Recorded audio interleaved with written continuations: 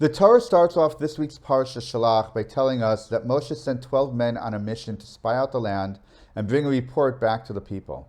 The Torah names each of the 12 men and tells us that each one belongs to a different tribe, so that together they represent the totality of Israel.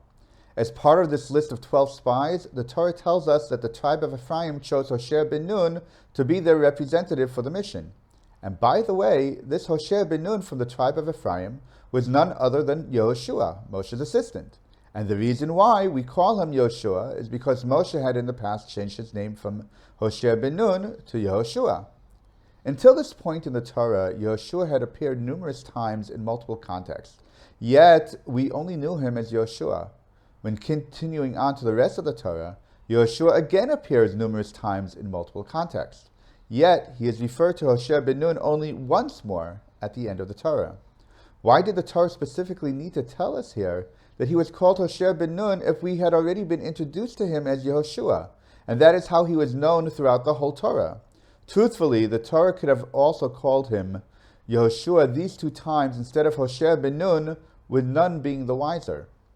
The fact that Moshe changed Hoshea ben Nun's name to Yehoshua was actually quite common in the ancient world. It was very common for a leader to change the name of someone close when giving them a promotion or an elevation in status. The idea being that receiving an elevation in status indicates that they are becoming a new and different person, with a new and different purpose, hence having a new and different name.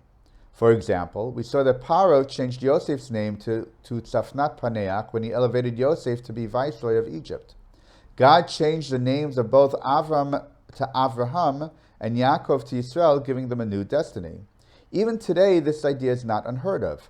When coronating the king or queen of England, the new king or queen gets to choose their monarch name, with some even electing to change what it was from birth. Another example is the Pope.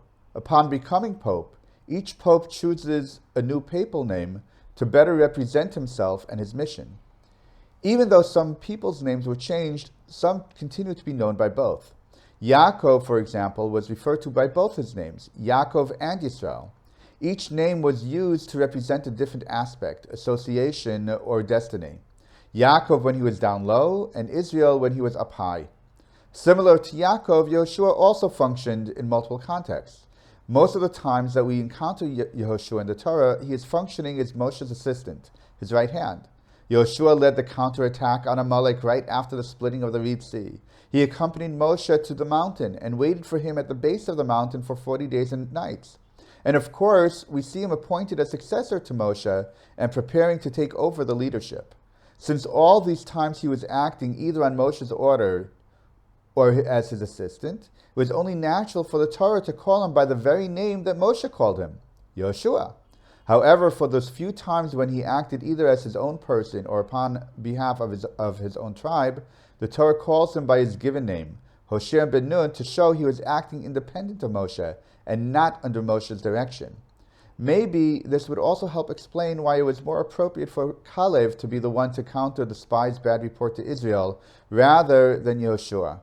True, Yehoshua was sent to spy out the land as a representative of Ephraim, but he was too well known as Moshe's assistant, and people looked at him as thus.